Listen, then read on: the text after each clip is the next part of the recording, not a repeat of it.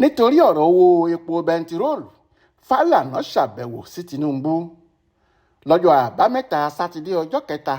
oṣù kẹfà ọdún yìí ní àgbà agbẹjọ́rò nílẹ̀ wa tó tún jẹ́ lọ́ọ̀yà ajàfẹ́tọ̀ọ́ ọmọnìyàn Fẹ́mi Falana SAN ṣàbẹ̀wò sí ààrẹ Bọ́lá Tinubu nílé ìjọba nílùú Àbújá fún ìpàdé pàtàkì lórí ọ̀nà àbáyọ sí ìyanṣẹ́lódì táwọn òṣìṣẹ́ fẹ́ gùn lé èyí tó wáyé látàrí owó ìrànwọ́ epo tí ìjọba kéde pé àwọn ti yọ.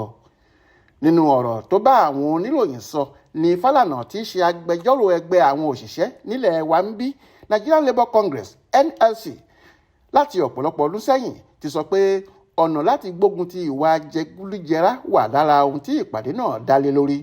ṣùgbọ́n ohun táwọn torí ẹ̀ jókòó ìpàdé gan jẹ́ wíwá ọ̀nà àbáyọ sí ìyanṣẹ́lódì táwọn òṣìṣẹ́ fẹ́ bẹ̀rẹ̀ èyí tó lè túbọ̀ mú kí ètò ọrọ̀ ajé Nàìjíríà dẹnu kọlẹ̀ sí i. Ó ní bó tilẹ̀ jẹ́ pé èròǹgbà ààrẹ àná Muhammadu Buhari ní láti sọ ìwà àjẹbánu di ọ̀rọ̀ ìtàn lórílẹ̀‐èdè yìí, ọ̀rọ̀ náà dojúrú mọ́ ọ lọ́wọ́ ó sì di ẹtì fún ìjọba rẹ̀ lẹ́yìn táwọn tí wọ́n ń bá ṣiṣẹ́ bẹ̀rẹ̀ sí í ṣe owó ìlú báṣubàṣu láìsí ẹnikẹ́ni tó lè yẹ̀ wọ́n lọ́wọ́ wò rárá. Ó ní lóòótọ́ ni mo ṣèpàdé pẹ̀lú ààrẹ Tinubu, ọ̀rọ̀ owó ìrànwọ́ epo, ọ̀nà láti dènà fífi ọrọ̀ ìlú ṣòfò àti bá a ṣe fẹ́ rí owó tí wọ́n jí kó pamọ́ gbà padà ní aṣọ. Lọ́rọ̀ kan, kókó ìpàdé wa ní ọ̀nà láti mú àgbédìde bá ọrọ̀ ajé wa tó ń kú lọ.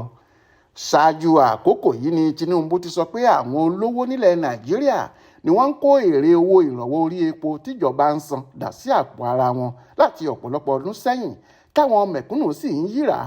nínú ìṣẹ́ àti òṣì. Owó ìrànwọ́ yìí ló ní dípò kí òun máa san lọ kó sì máa bọ́ sọ́wọ́ àwọn èèyàn kan, àwọn yóò lò ó láti fi ṣe àwọn nǹkan amáyédẹrùn sínú ìlú ni. Látàrí bí epo ṣe gbówó lórí táwọn ọlọ́jà sì ti fowó lé nǹkan tí wọ́n ń tà yìí tí kò sì sí ẹ̀kúnwó owó oṣù fáwọn òṣìṣẹ́ ló mú káwọn ẹgbẹ́ òṣìṣẹ́ jákèjádò orílẹ̀-èdè yìí fi ìkìlọ̀ ọlọ́jọ́ 7 fa ìjọba Tinubu létí. Wọ́n ní tí kò bá wá nǹkan ṣe sí i títí di ọjọ́rú Wẹ́sídẹ̀ẹ́ ọjọ́ 7 oṣù kẹfà yìí, àwọn yóò daṣẹ́ sílẹ̀ káàkiri orílẹ̀-èdè yìí ni. Mọ́nísọ́lá Sàká ló ṣàkójọpọ̀ ìròyìn ọ̀hún fún Aláròyé online television.